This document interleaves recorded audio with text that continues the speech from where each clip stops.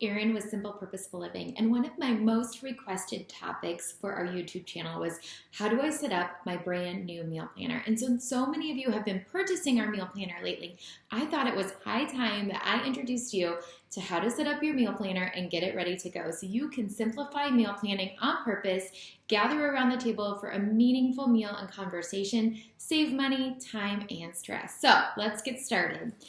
Your meal planner should have showed up at your door by now. You can get this on our website. You can find this on social media, on Instagram or Facebook, and you can also find it, of course, on Amazon as well. Once you have your meal planner, you're going to want to go ahead and insert your meal planning accessory kit. It comes looking just like this, and it is included in it is our dinner winners list that you'll fill out yourself. I'll talk about that in just a minute. A breakfast and lunch ideas, and a recipe pocket. It comes looking like this, but you're going to peel it off. Let me go ahead and do that. You're going to open your meal planner. Purposefully, we left a spot blank on your meal planner for you to be able to put on your recipe pocket. So you're going to peel it off. It becomes transparent, and you're going to go ahead and stick it on your meal planner right above the logo, so that you have a little pocket there you could put in recipes that you're going to use throughout the week. And you're also going to put these 2 note cards in. Of course, breakfast and lunch ideas for when you're meal planning, so you can have some ideas. For that, we'll stick that in our recipe pocket.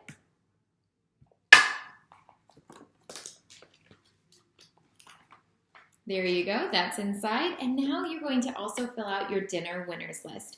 For those of you that have been a part of our community for a while, you know dinner winners are easy to make and are always fan favorites. Those things you don't need a recipe for, that your family all loves. Let me just give you an idea of things that my family loves that are on our dinner winner list. Things like tacos, burritos, quesadillas, super nacho casserole, Greek chicken bowls, burrito bowls, gyros, Caesar salad wraps, BLTs, chicken and wild rice soup, spaghetti, meatballs.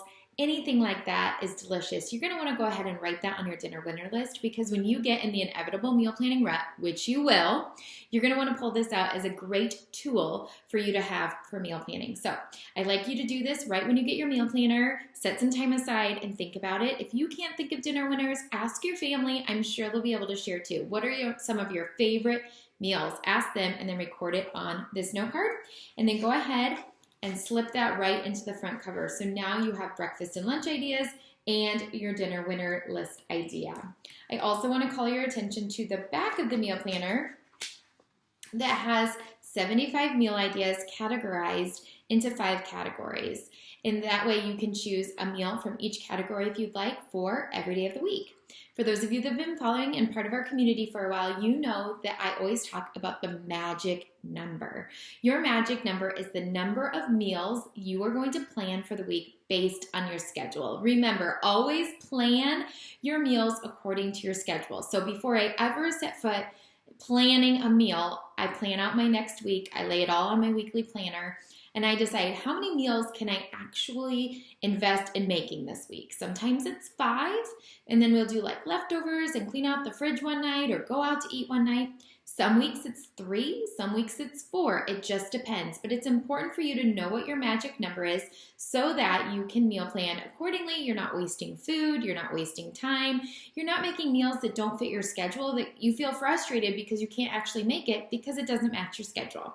Okay, and then you can look back here for meal ideas. Of course, you have your dinner winner list up front. Another idea that I have for meal planning is to ask my family.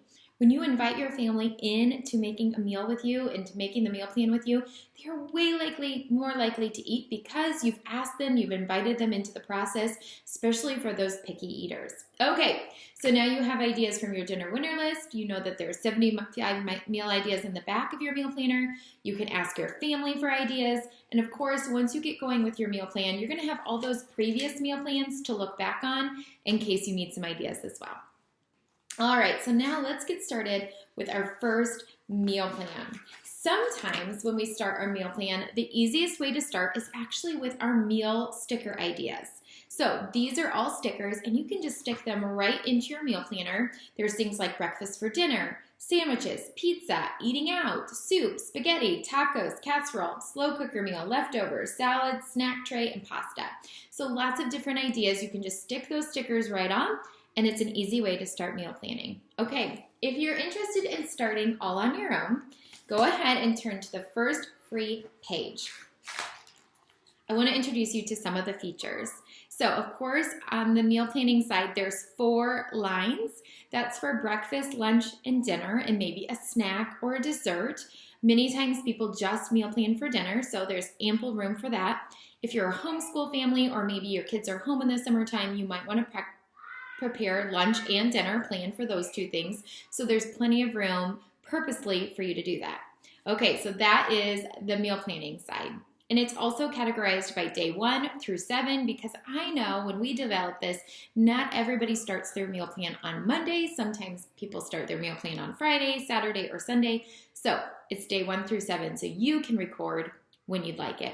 Another idea that I have for you setting up your meal planner, especially as you're beginning, is to record what sorts of things you have in the evening that might deter you from making the meal, so as to remind you that, oh, I need to make a super simple meal this night. So write down any scheduling conflicts you might have so that you know when you're going to have dinner. Maybe you need to make a dinner in the morning because you don't have dinner time or time to make dinner in the evening. All right, so that's the meal planning side. You, of course, can write in your dates if you want as well.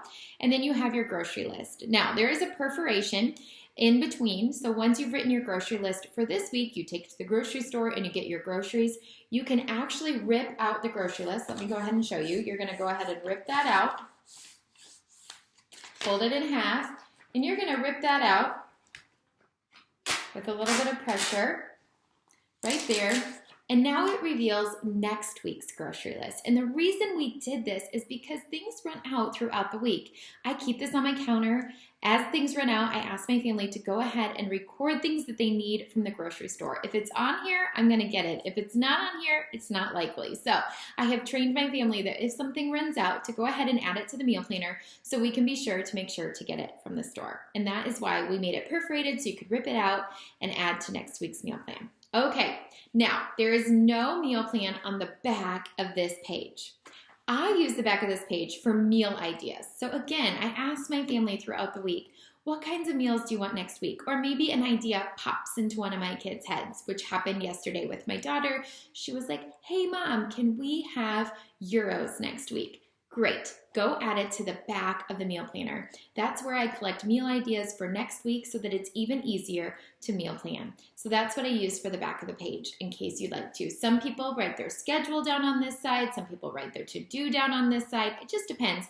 But this place is a blank for your use if you'd like. All right, the last thing I'd like to share as you start your meal planning journey is that I do color code my days for my meals. Okay, so let's flip back to this. Here are my color-coded meals. Now, Monday is red. So I'm going to go ahead and sandwiches are planned for Monday. So I'm going to take my red pen and record some items that I need from the grocery store for sandwiches. Things like bread. My family loves turkey sandwiches. So I'll write down turkey, sliced cheese. I don't believe I'm going to need any mayo, so I won't write that down. But we're probably going to need some chips, some fruit, and raw veggies. And probably, let's say, we're going to go ahead and get some veggie dip as well. Now, let me go ahead and show you what this does. My red sandwich for Monday corresponds with the red grocery items at the grocery store. Sometimes when we get to the grocery store, things are out of stock, especially these days. Things like turkey, chicken, they're not always available. So the reason I do it in red is that if I get to the grocery store and something is out of stock, I can know, okay, that meal item goes with sandwiches. And I can make a change according to that recipe. If I don't do it, my best laid plans in my mind, I can't remember sometimes why I'm ordering something, why I'm buying something. If it's in red, I know it goes with the Monday meal. And I have 8 colors. So I just choose 7 colors for my meal plan and then the 8th color for all those extra things, or sometimes it just gets written in pencil. But that's why I color code. It really is helpful, not necessary, but a great way to keep track of everything. All right, so now you're ready to meal plan. You have all of the necessary features and accessories to make you successful with your meal plan. Remember, why do you meal plan? Oftentimes people meal plan to save money. Did you know just by meal planning you can save $25 to $75 a week? That is a lot of money, and we're all looking to save $1 these days. It also saves sanity. We're all meal planning. You're meal planning right now, but some of us are just meal planning at 5 o'clock when we're tired, exhausted, and everybody's hungry. Just take a few minutes up front at the beginning of the week. Take time, 20 minutes, and meal plan. Set a timer. You'll be surprised. It really doesn't take as long as our mind tells it does. And of course, it saves us sanity. You know, the end of the day, rush, we don't have to ask ourselves what's for dinner. We don't have to go to the grocery store. Again, we're going to save money and time by not having to go to the grocery store more than once a week. Generally, I just go to the grocery store once a week. I hope that this helps you as you begin your meal planning journey. If you have any questions about how to set up your meal planner, where you can find the meal planner, or any of the accessories like the meal idea stickers or the meal planning accessory kit, you can shop below at the link below. Until next time, keep on keeping on with a simple, purposeful life. And if you liked this video, make sure you click subscribe and like, and of course the bell in the corner to be notified for our next drop.